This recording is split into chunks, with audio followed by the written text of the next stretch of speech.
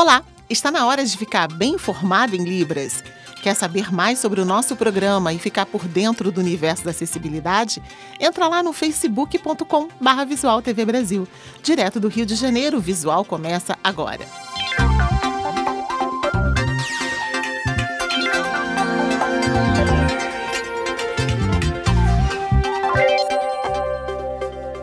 Nos últimos 10 anos, quase 1.000 pessoas morreram em acidentes nos transportes aquáticos no país.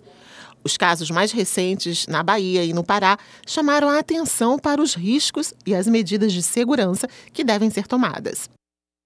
Os recentes acidentes ocorridos no Pará e na Bahia, para mim, mostram problemas de uma precariedade de embarcações, e problemas operacionais. A segurança, no caso de transporte de passageiros, é o requisito principal. Acidentes com barcos são mais frequentes em regiões distantes das grandes cidades e, sobretudo, no norte do país.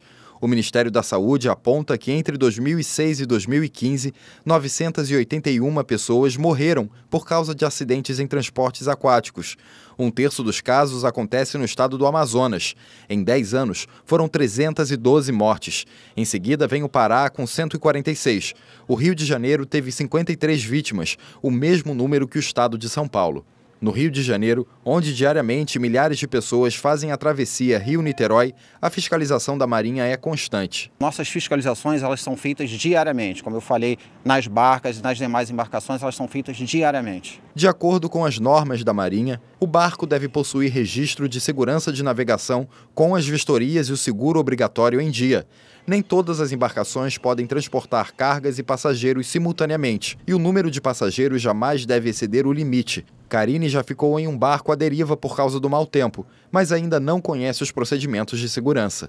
Nenhuma informação, não saberia como agir, acho que eu só ia ficar preocupada e prestar atenção no que a tripulação ia ordenar, mas eu não saberia o que fazer não. A primeira providência é manter a calma. Mantenha a calma, use seu colete e aguarde as instruções da tripulação para que seja feito um desembarque de forma tranquila. Antes de cada viagem, a empresa deve informar aos passageiros sobre como proceder em caso de emergência. Os coletes salva-vidas e as boias de segurança devem estar em locais previamente indicados e em quantidade suficiente para todos os passageiros e tripulação. Com todas as informações, Yuri não tem medo de acidente. Eles explicam lá, tem o som que eles emitem explicando tudo, passa na TV também todo o procedimento, aí seria fácil, caso acontecesse algo do tipo, nenhum mistério não. As empresas com mais de 100 funcionários são obrigadas a preencher de 2% a 5% das vagas com pessoas com algum tipo de deficiência. Essa lei existe há mais de 20 anos, mas essas pessoas ainda têm muita dificuldade para ter acesso ao mercado de trabalho. Aline tem deficiência mental. A limitação foi muitas vezes usada por empregadores como desculpa para que a estudante de pedagogia trabalhasse sem carteira assinada. A dificuldade é porque nós sofremos muito preconceito no mercado de trabalho. A Aline faz parte de um contingente de 29 milhões de pessoas no país com deficiência em idade produtiva. E o que mais chama a atenção é que metade dessas pessoas não nasceram com deficiência, adquiriu em algum momento da vida, o que pode acontecer com qualquer um. Nós podemos hoje não ter uma deficiência física, mas podemos adquiri-la, Então, não só em relação ao respeito às pessoas que já têm e que possuem o direito de ir e vir, o entendimento que isso é um movimento da nossa sociedade. De acordo com a última Relação Anual de Informações Sociais, a RAIS, entre 2009 e 2015, esse mercado cresceu 40%, enquanto que o trabalho formal só cresceu 17%. Francisco, que possui deficiência motora devido à paralisia cerebral, aos 22 anos comemora o seu primeiro emprego graças à lei que obriga os estabelecimentos com mais de 100 funcionários a preencher de 2% a 5% de suas vagas com pessoas com deficiência. É o primeiro emprego da vida. Aí eu cheguei aqui, fui recebido super bem, nessa parte foi tudo normal. Para esta auditora fiscal, que coordena o Projeto Nacional de Fiscalização para a Inclusão da Pessoa com Deficiência no mercado de trabalho, a lei de cotas foi fundamental para esse movimento na sociedade. Infelizmente, ainda é preciso ter essa lei para a pessoa com deficiência ter um local no mercado de trabalho, mas o futuro que a gente quer é que não precise de uma lei, que a sociedade seja tão inclusiva, que não precise.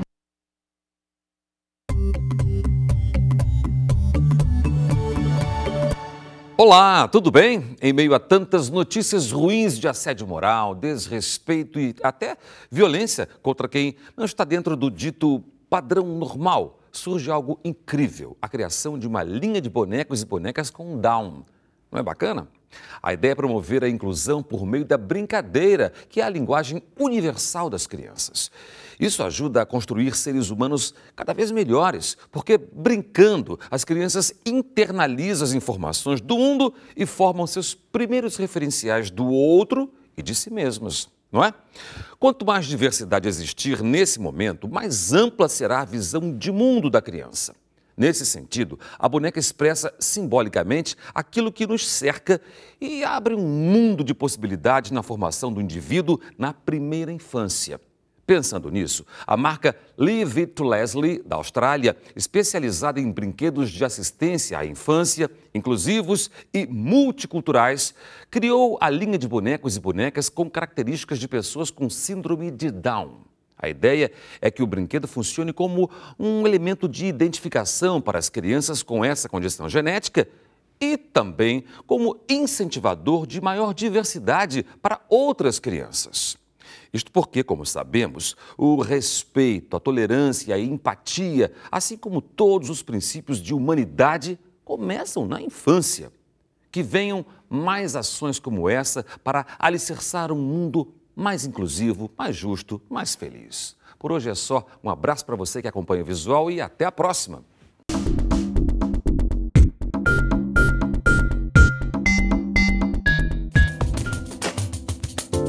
Higiene.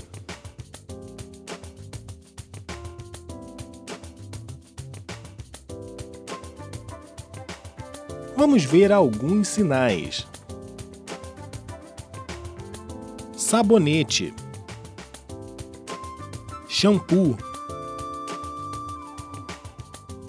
escova de dentes, creme dental, lenço de papel, papel higiênico, cortador de unhas, sabonete, shampoo, escova de dentes, creme dental, lenço de papel, papel higiênico, cortador de unhas. A discriminação contra a população negra no Brasil se reflete na produção literária. Os livros de cultura afro-brasileira são os menos publicados e são os que têm menor visibilidade no mercado editorial. Mas isso está mudando, seja pela formação de um público exigente ou por iniciativas como esta, que você vai conhecer agora.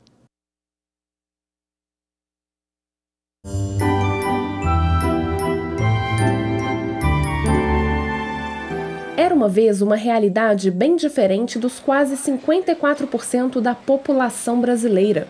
Nos clássicos, as princesas podem até ter cores de cabelo diferentes, mas a tonalidade da pele quase não varia. Esta grande rede de papelaria oferece todos os meses milhares de lançamentos.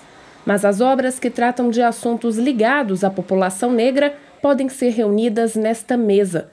Para dar mais visibilidade a temas relacionados ao dia a dia da pessoa negra, Etienne resolveu montar uma biblioteca.